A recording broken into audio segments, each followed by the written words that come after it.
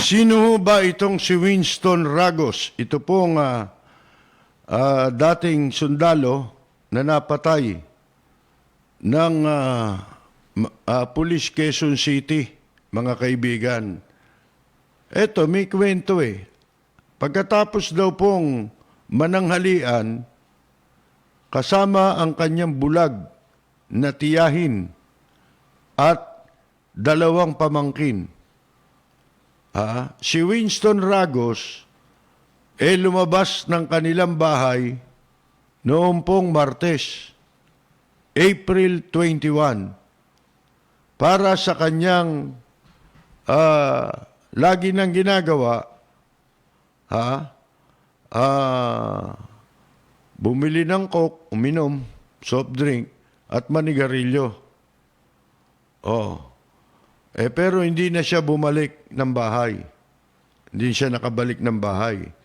Dahil bandang 2:30 ng hapon, malapit po sa quarantine control point o yung checkpoint sa Maligaya Drive, Barangay Pasumputi, Quezon City, ay binaril siya.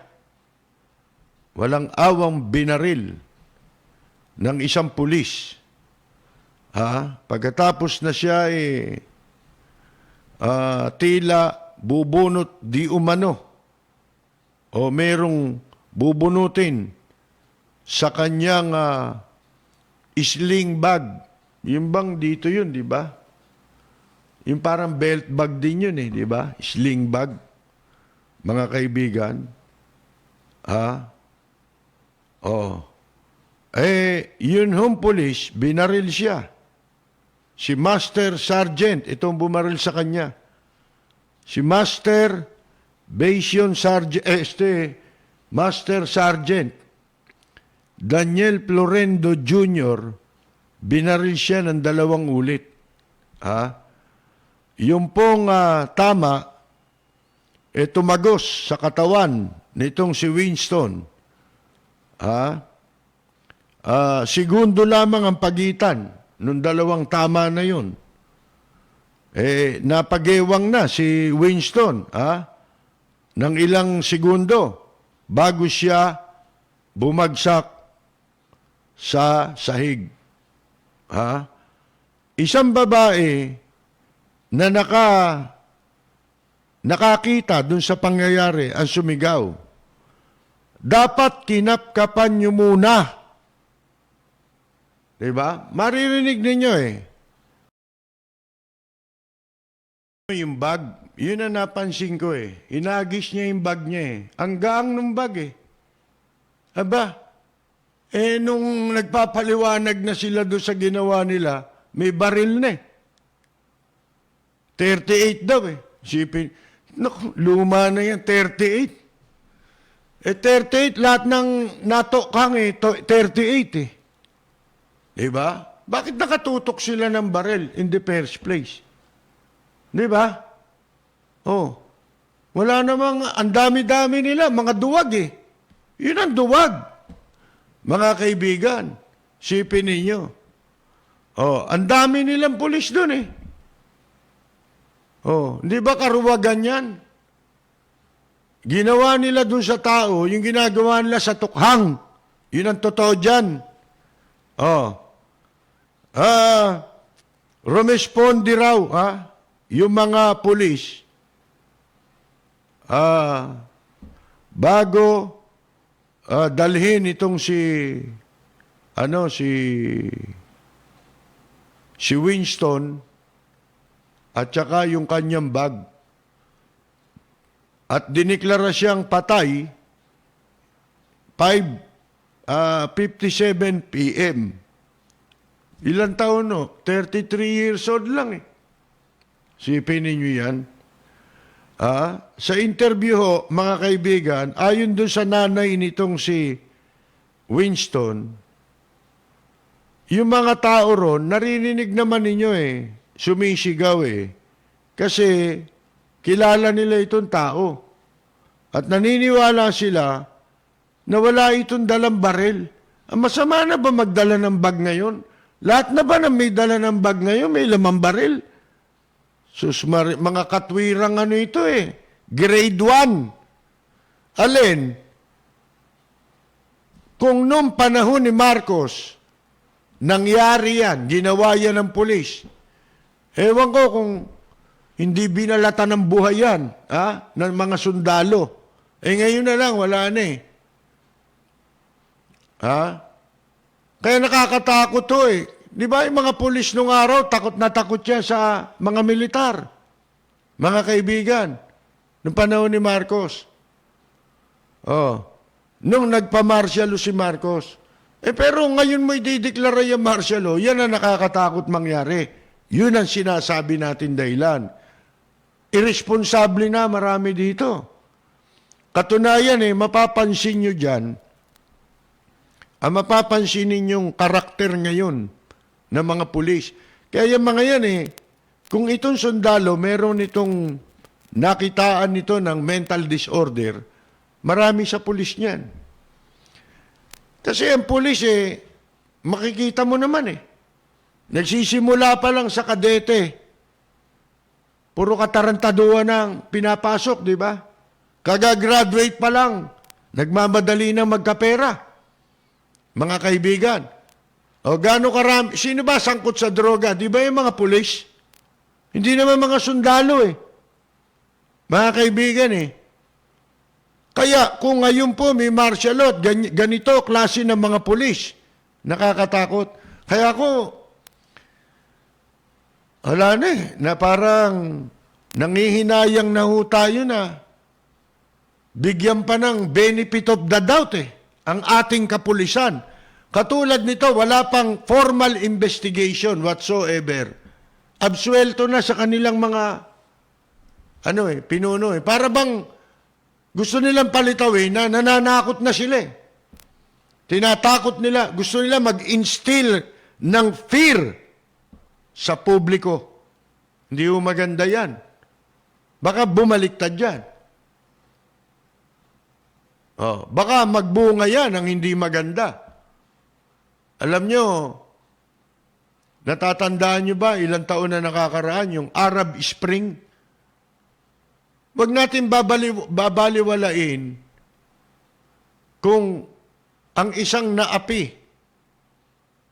pinatay ng walang kalaban-laban, isang maliit lang na hamak lang na dating sundalo at nagkaroon pa ng diferensya sa pag-iisip dahil sa pagsabak niya sa gera. Meron mga taong ganyan talaga na napapanood niya kahit sa pelikula ng mga dayuhan, di ba, mga Amerikano, English o British o American movies, mga kaibigan, yung mga sumasabak sa gera pagkatapos dinadalaw sila minumulto sila ng mga pangyayari sa sinabakan nilang gera. So, kailangan nitong mga ito dumadaan sa debriefing. Di ba? Ito, hindi naman dumaan sa gera ito. Nakipaggera ito sa pere. Itong mga pulis. Ang ginera nito, pere. Sanay na sanay silang pumatay nung hindi naman lumalaban. Paano ngayon? Akala natin itong lockdown, yung set up ng mga checkpoint, maibabalik ang tiwala ang respeto ng taong bayan sa pulis. Lalo lumala dito sa isang bagay na ginawa nyo. Ano yung sinasabi natin na ilang taon na nakararaan, nangyari yung Arab Spring. Kumalat na parang apoy. Ang ika nga revolusyon sa iba't ibang bansa. Kaya yung panahon na yun yung ipinagbawal sa China ang Facebook. Kasi gumapang hanggang China Alam niyo ba yung Arab Spring? Yun yung nagsimula doon, ang galit ng mamamayan sa Syria, sa bansang Syria. Merong isang vendor ang pinaalis sa pagtitinda niya.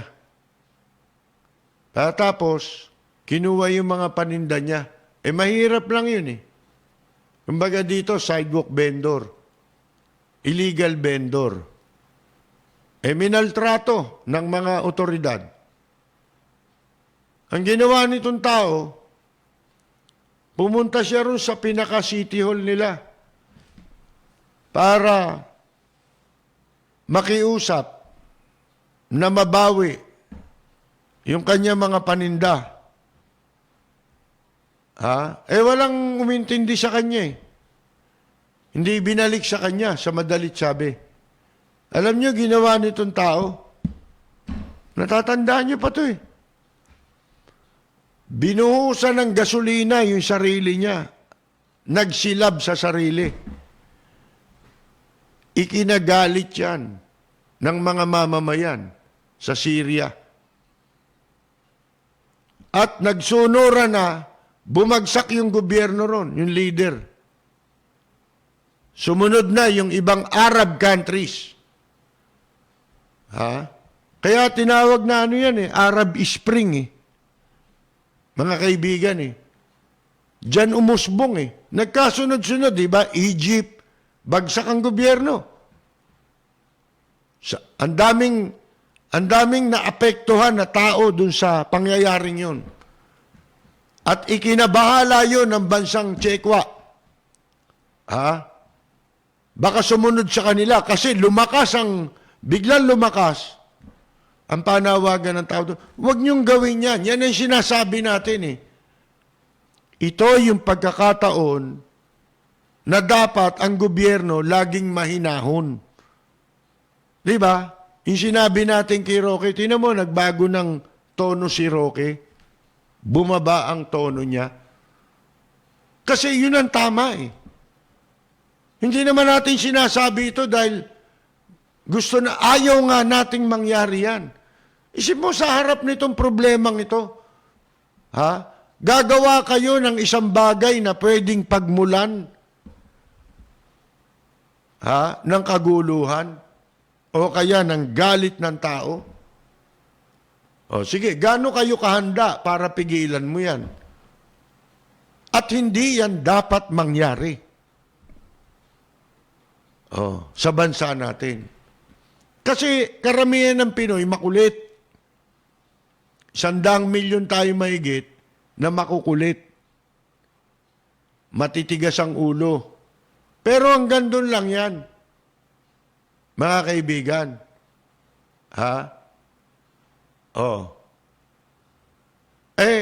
Kung gusto natin ng disiplina, sumunod ang tao sa disiplina, halimbawa, magpapatupad ka ng lockdown. Di ba? Okay yan kasi para hindi tayo magkahawa-hawa, para mapigilan mo yung mabilis na pagkalat. Wala naman tayong problema ron eh. Wala naman tayong problema sa curfew. Ang gumagawa ng problema, sabi ko nga sa inyo, lagi yun nasa gobyerno eh. Yun ang unang hindi sumusunod eh. Hindi na nga sumusunod yung iba na publiko. Itong mga ito hindi pa sumusunod. Paano tayo magkakaintindihan yan? Di ba? Paano hindi tayo matatapos ng puro kapapasunod? Bali ba? Puro patupad lang tayo pero wala tayong ginagawang hakbang para makontrol natin yung bukod dyan sa lockdown, bukod sa quarantine. Ano pa ba ginawa ng gobyerno na hakbang? Kung hindi pa sumuway yung ibang lungsod, halimbawa, kamukha ng Marikina, kung hindi nila pinagpilitan na mabuksan yung kanilang testing center, wala ayaw ng Department of Health O nung pinilit nila buksan, on their own, nag-decide sila.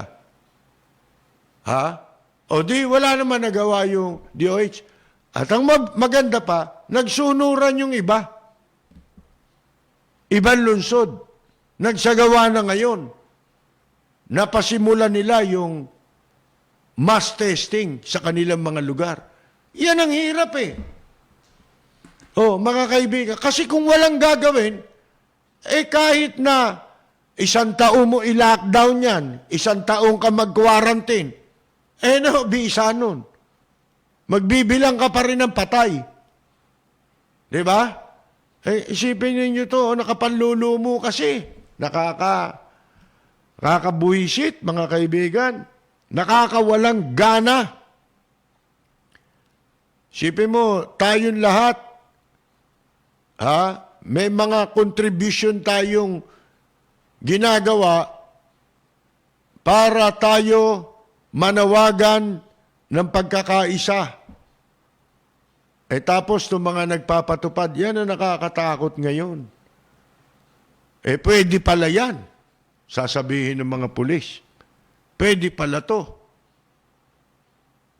Nakalusot eh. At sinusuportahan agad eh. Inaabsuelto ka agad eh.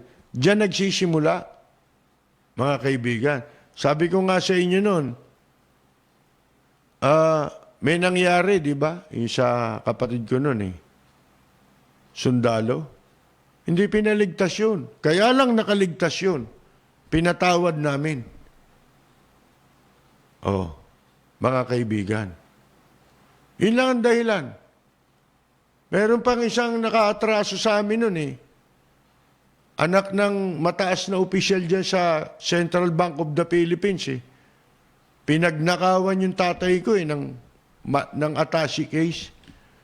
Nasa club kami dahil kami ang kakanta, nagpunta ron yung tatay ko. Kinabukasan ng umaga, kailangan niyang paswelduhin yung mga musician, yung mga banda, na paalis. Dala-dala niya dun sa attache case yung pera ng mga musikero. Kalain ninyo siguro dahil sa puyat,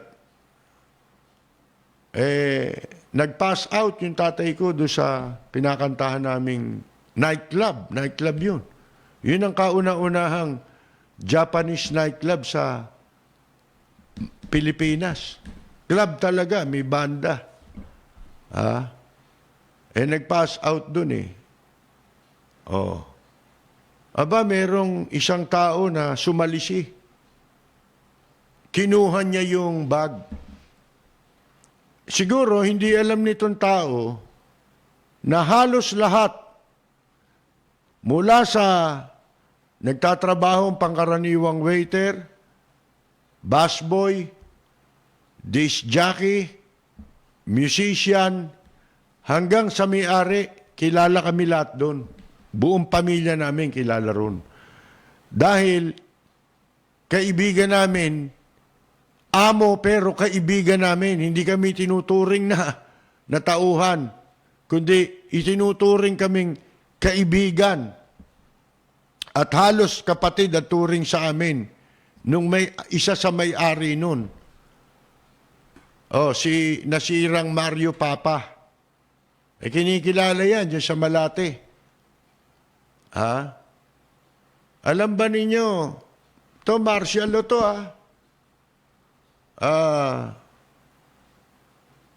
yun, nangyari yun. Kumilos ngayon yung Mario Papa, dumating yung mga Metrocom. Sabi sa akin sabi ko sa kanya, mabuti siguro pumunta tayo sa Aristocrat. Tapos, may katapat yung Shakey's. Diyan unang pupunta yan kasi, kalilip lang yata ng curfew nun eh. Kaalis lang ng curfew. So, wala ng curfew pero martial law pa. Ngayon, yun ang ginawa namin. Tama ka. Kasi musician ako eh. Pagkatapos ng tugtugan nun, ang puntahan ng musician, aristocrat para kumain at makipag-socializing sa mga musician. Kumbaga, tagpuan na yun eh. ng mga nanggagaling sa nightclub. Oh. Kung hindi doon, yung Shakey's nakatapat nun. Ito yung nandun sa Raha Sulaiman, di ba? Wala pa yung Raha Sulaiman na yun. Ano yun eh? Raha Sulaiman, pero damuhan pa lang yun. Wala pa yung, ngayon sinimentohan na yun eh. Di ba? Oo. So pumunta kami. Wala sa Aristocrat. Umikot lang kaming ganun eh. Katapat lang nun yung Shakey's, di ba? Ando din yun yung mga ibang musikero. Hinanap namin, nakita namin doon yung Tarantado. Kasama namin, Metrocom. Mabait sa amin yung may-ari. Dahil yung may-ari, malakas ang koneksyon nun eh. Sa mga otoridad. Pati sa Malacanang. O ngayon, binit-bit namin yung tao. Dinala namin sa presinto. Oh, nakita ko agad eh. Kung sino eh. Tinuro ko. Kinuha ka agad nila. Tapos, di kulong. Nakuha namin ng buo. Alam ba ninyo, nagsara yung nightclub ha? Lahat ng tao pumunta sa presinto para lang kami suportahan. Ang babait pa ng tao nun. Ang mga may-ari nun, puro may kinalaman sa tourism industry. Katulad yun, si Tatamar, ano yun eh? Tourist guide yun eh. Ha? Kaya halos lahat ng mga customer doon, ang nagdadala mga tourist guide na pan-Japanese. Na tourist guide. Kaya laging puno yung nightclub na yun. Mga kaibigan, puro kadalasang guest doon eh, mga Japanese. Pag may naligaw na Pilipino, ilan lang yun. Sa madalit sabi, di nakakulong na yung tao. Matanda lang siguro sa akin ng mga ilang taon yun eh. Alam ba ninyo, kinabukasan, dumating sa bahay din namin yung pong tatay, yung magulang noon na mataas na opisyal sa Central Bank of the Philippines para makiusap din na wag nang ituloy ang demanda. Kumbaga patawarin na lang. Ang dami nakakalibre dahil sa pagpapatawad, di ba? Isipin mo, pumunta sa amin, ang pinuntahan nila agad, yung may-ari ng club. Tapos yung may-ari ng club ang nagsama sa kanila sa aming bahay. Ngayon, di siyempre, wala namang damage doon sa, hindi naman nabawasan kahit na 5 duling. Yung pera. O kung may nabawas man, ibinalik din nila. Puro dollar yun eh. Mga kaibigan, pampasweldo sa mga banda eh. Ang banda nun, pag umalis ba, hindi isa-isa. Grupo-grupo yan, at saka hindi isang grupo. Kung umag-ali siya ng banda nun, mga taon na yun, 1978. Sus Mario Jose, baka 5 banda, iba pa yung mga singer, iba pa yung mga dancer. Kung umalis yan, bulto-bulto, baka kala ninyo. Totoo pa mga entertainer na pinadadala nun. Di pinatawad. Total, wala rin namang nakuha. Ganon nung Marcialo noon. May paglalagyan ka, wag mo sabihin ang tatay mo eh. Opisyal lang ganito, opisyal lang ganon. Hindi ba? Pagka valid ang sa inyo, may ginawa kayong yung totohanang violate sa ibang tao. May paglalagyan ka. Hindi yung papatayin ka. Kasi mo, tatay mo, mataas na opisyal sa Central Bank. Ang takot eh. Nangangatog eh. Siyempre, kakaawa naman, may edad na. Baka ikamatay niya pa yon. Diba? Katulad din yung kinukwento ko sa inyo, yung 2 sundalo rin, na ganun din ang nangyari. Nakiusap din. Buong pamilya. Nakakita ng kamag-anak namin. Mga kaibigan. Nung mapatawad ang laking pasalamat ng mga tao na yun. Sipin mo, dismissal kaagad yun. Summary dismissal yun. Pina-imbestigahan kaagad ni noon Defense Minister Juan Ponce Enrile. Lumabas sa dyaryo, kapraso lang yun. Mabuti ito sa Central Bank, naagapan niya eh. Nangyari ngayong gabi, kinabukasan ng maga, nasa bahay. Kung hindi, lalabas sa dyaryo. Di sabit siya. Manganganib pa yung trabaho niya o kaya yung kahihiyan nila. Ganun ang tao nung araw eh. May kahihiyan pa. Ngayon, hindi na eh. Ha?